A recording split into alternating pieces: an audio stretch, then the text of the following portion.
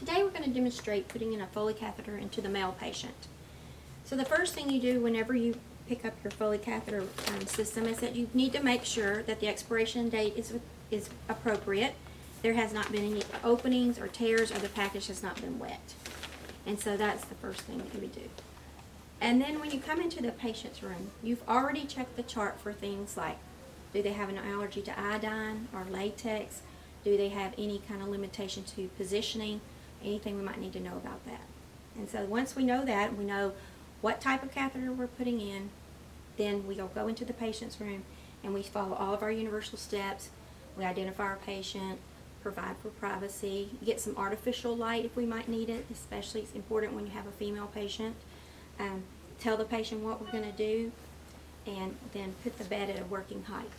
So, any questions about that? I understand. Okay, so with the Foley catheter, your peri-care kit for these Foley catheters comes inside.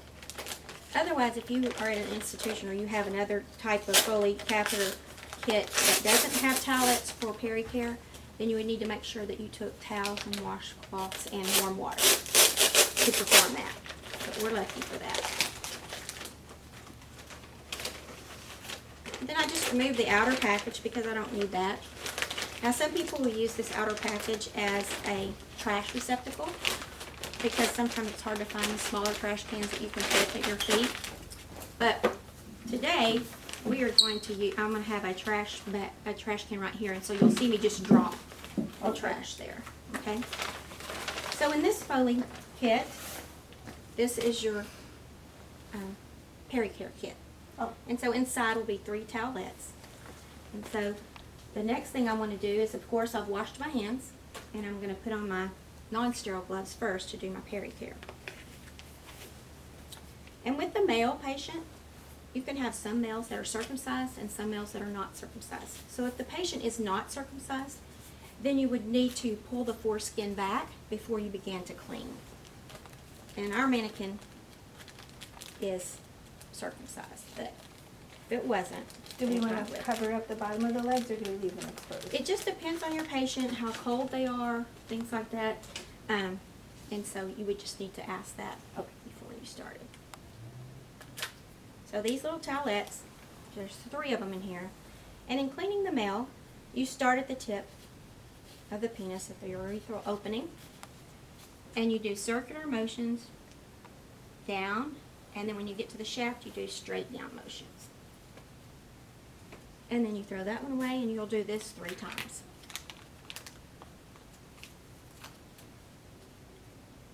Now, if they're, really soiled or something, you may need warm water in addition to these towelettes. It just depends on the patient situation.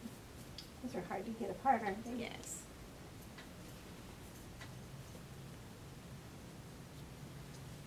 And as I'm doing it, I'm trying to rotate the position of my towelette when I get past the head of the penis. When I'm going down the shaft, it kind of changes positions of it, if possible. So I start circular around the head, and then I'll change positions as I move down the shaft. Okay. So once my peri-care is done, I can get rid of that. I'll take off my non-sterile gloves, and then I'll do hand hygiene again. And then I'm ready to begin the insertion of the Foley catheter. Okay. So on these Foley catheters, they tell you to orient this side toward the insertion side. So this arrow goes toward your patient. And that's because when you're opening sterile packaging, you always want to start with the side away from you, the 2 sides, and then the side nearest you. Okay.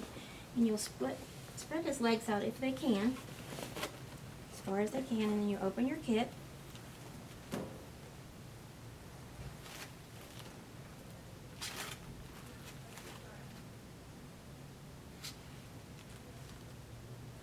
So you're just touching the edge. Yes, and so now that I've done that, then I have to remember that a 1 inch around the border is considered not sterile. Okay.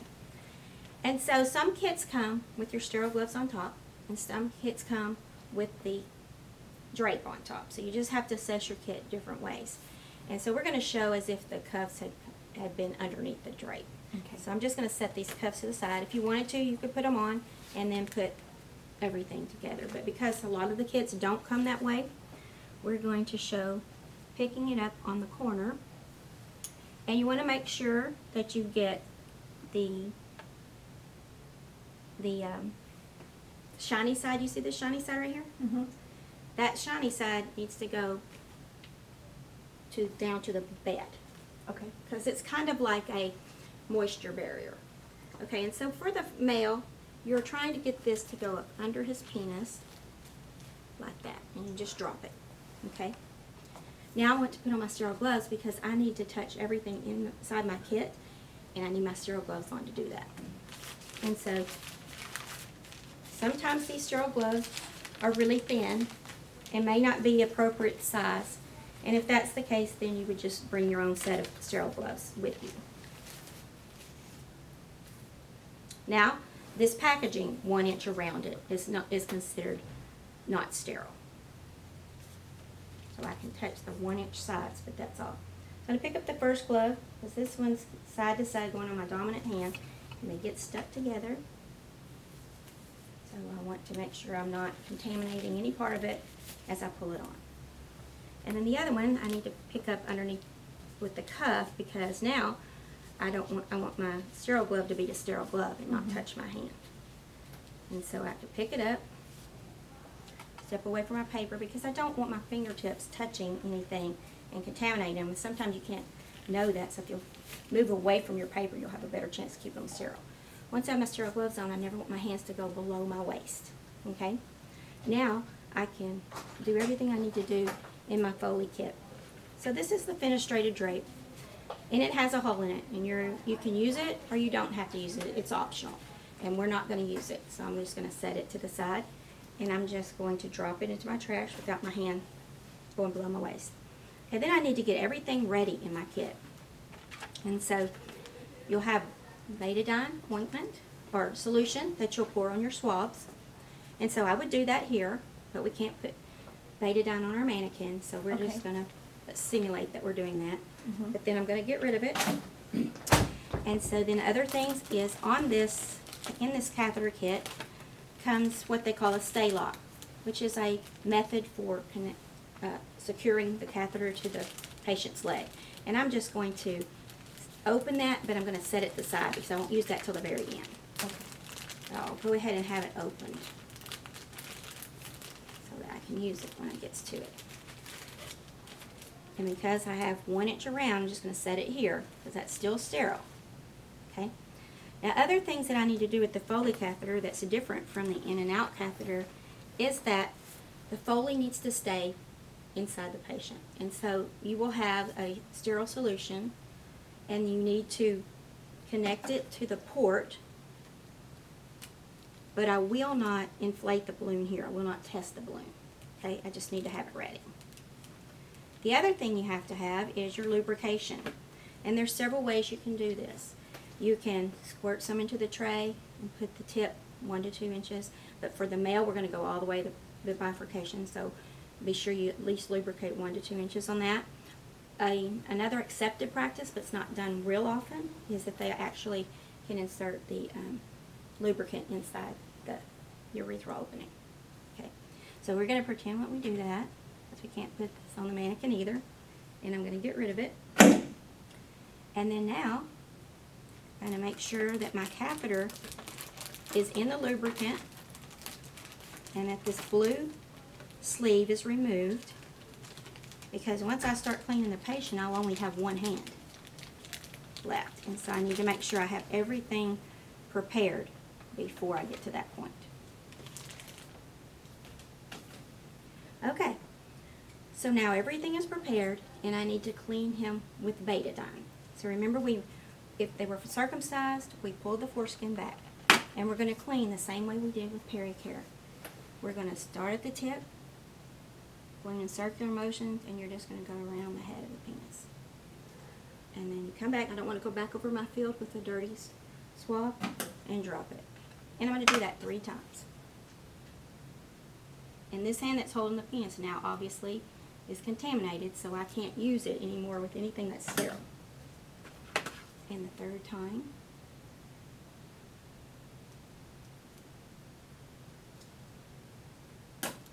Okay, now I'm ready to insert the Foley catheter. So sometimes you need to move your little boat up closer so that you'll have good control of your catheter. You don't want it flopping around a lot. And so you begin your insertion, and like I said on the male, you're going to go all the way to the bifurcation. Do you ask them to take a deep breath or anything? Sometimes you'll tell them to take a deep breath, and if you did feel any resistance, then you would slowly rotate the catheter, and hopefully you'll get it passed. But if at any point you can't, you're continuing to feel resistance, then you're going to stop and call the physician. So once I get it to the bifurcation, I can hold on here because I'm no longer going to insert any more into the penis. And I'm going to inflate the balloon, and I want to put all of the solution into that. Now you have to hold positive pressure on the syringe or it'll come back out. Disconnect it. Get rid of it. And now I want to pull the catheter back just till I feel resistance, because I just want that bulb to be inside the bladder. So once I have that, now I'm ready. I should be seeing urine flow. And so now I'm ready to connect it to his leg. And so with this stay lock, I'm not going to take the adhesive off for the mannequin, but there's adhesive on the back, and you place it on their leg, and then where the bifurcation is, you're going to secure that in there and close it.